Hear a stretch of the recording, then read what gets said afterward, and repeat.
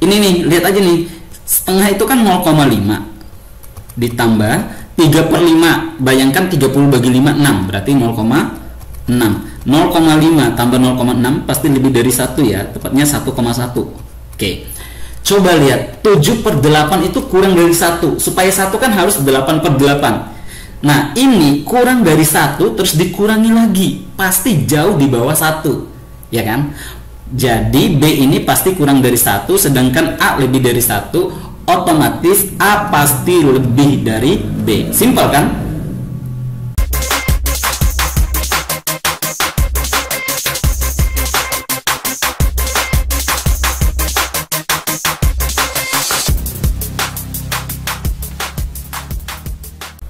Jika A lebih dari B dan B sama dengan akar 64, maka A kali B adalah, oke, yang mana ini ya, A, B, C, dan E. Sedikit saya bahas, di sini banyak yang keliru, nggak bisa membedakan akar 64 sama B kuadrat sama dengan 64. Kalau ini, kalau akar selalu positif ya, 8. Tapi kalau B kuadrat, maka B-nya ada dua kemungkinan ya, 8 sama min 8 ya, plus min 8. Kenapa coba? Coba kalau kita ambil 8B-nya ini, 8 kuadrat kan 64, min 8 kuadrat 64 juga ya, jadi bedakan. Tapi kalau akar udah pasti positif gitu ya. Nah berarti ini udah pasti 8, bukan plus min 8 ya. Karena B-nya 8 positif dan A lebih dari B, otomatis A-nya juga positif ya, A-nya juga positif.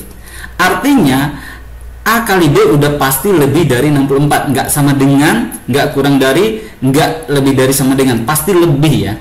Oke, sehingga pilihan yang tepat adalah yang A. Oke, jadi harus dipahami dulu ini ya, bedakan akar 64 sama B kuadrat sama dengan 64, beda ya. Kalau yang ini plus min 8, ini udah pasti 8, selalu positif ya kalau akar. Jika P sama dengan 17/18 kali 21/22 kali 31/33 dan Q sama dengan 17/18 kali 21/22 kali 18/33, maka mana hubungan antara P dan Q yang benar? A, P sama dengan Q, B, P kurang dari Q, C, P lebih dari Q. Yang D dan E ini pasti salah. Kenapa? Kalau ini benar, salah satu dari ini pasti di antara tiga ini salah satunya pasti benar juga ya. Jadi ini nggak mungkin. Nah, hal yang penting itu, kalau ini sebenarnya kan membandingkan hubungan antara P dan Q. Kalau dalam membandingkan, yang kita bandingkan pasti yang beda kan? Ngapain bandingin yang sama ya? Bandingin yang beda ya. Nah, tinggal kita coret aja yang sama dan posisinya harus sama, sama-sama di bawah, sama-sama di atas. 18 sama 18, 17 sama 17, coret aja ya. 21 sama 21, 22 sama 22, 33 sama 33. Nah, tinggal kita bandingin. Kalau udah kayak gini, tinggal bandingin nih 31 sama 18, besaran 31 kan? Maka P lebih besar dari Q ya.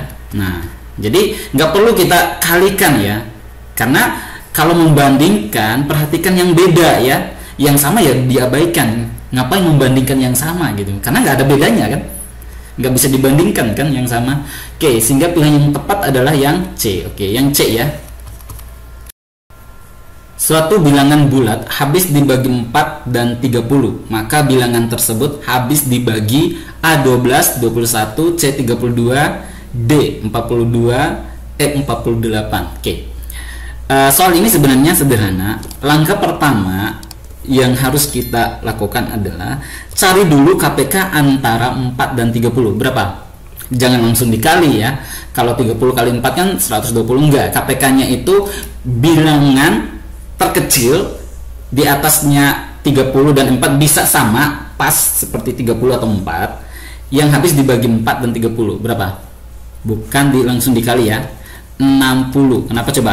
60 bisa dibagi 4, bisa dibagi 30. Nah, ini KPK-nya. Nah, tinggal kita lihat KPK. Faktor dari 60 tuh yang ada di pilihan ini tuh yang mana ya? Faktornya 48 pasti bukan, 42 bukan, 32 bukan, 21 bukan. 12, 60 dibagi 12 kan bisa ya 5. Berarti jawabannya adalah 12 ya, yang A. Oke. Jadi cari dulu KPK 4 dan 30. Setelah dapat KPK-nya 60, tinggal kita cari faktor lain dari 60 atau yang bisa membagi 60 dari pilihan ini, yaitu 12 ya. Oke, yang A. Adit makan di rumah makan Padang murah sekali dan membayar 80.000 setelah didiskon 20%.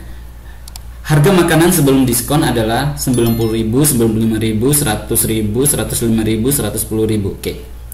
80.000 ini kan yang setelah diskon. Kalau di diskon 20% berarti yang dibayar tinggal 80% ya.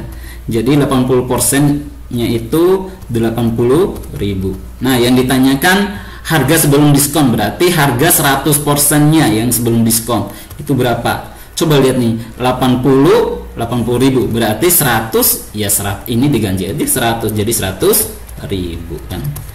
Jadi nggak perlu kita hitung secara persentasenya berapa per sekian, nggak perlu ya. Sehingga pilihan yang tepat adalah yang C ya. Oke, yang C. Jika P kuadrat plus Q kuadrat sama dengan 60 dan P kali Q sama dengan 12, maka P min Q sebesar A7, B8, C6, D9, E10. Oke, bisa aja kita eliminasi P kali Q ini diubah terus masukin ke sini. Tapi kelamaan ya. Sebaiknya kita ini aja, dimodifikasi aja ini. Jadi P min Q ini kita sengaja kuadratkan aja ya. Kalau yang udah jadi member chat BKN ini, kalau ini penjabaran dari ini udah familiar ya.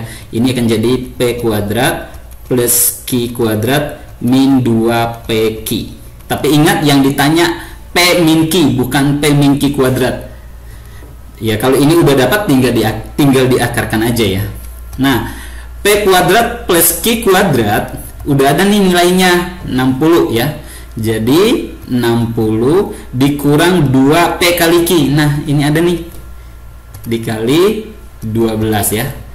Ini 60 dikurang 24 36 ya. Jadi P min Q kuadrat sama dengan 36. Karena yang ditanyakan P min Q, tinggal diakarkan aja ini. Berapa? P min Q nya sama dengan 6 ya. Maka mungkin ada yang bertanya, harusnya plus min 6 ya, karena kalau kuadrat kan plus min. Iya benar, tapi di sini kan ini kan hasilnya positif nih. Artinya P min Q-nya juga harusnya positif. Ya enggak? Karena perkaliannya ini positif kan. Sehingga pilihannya yang C ya, yang tepat ya. Oke, yang C.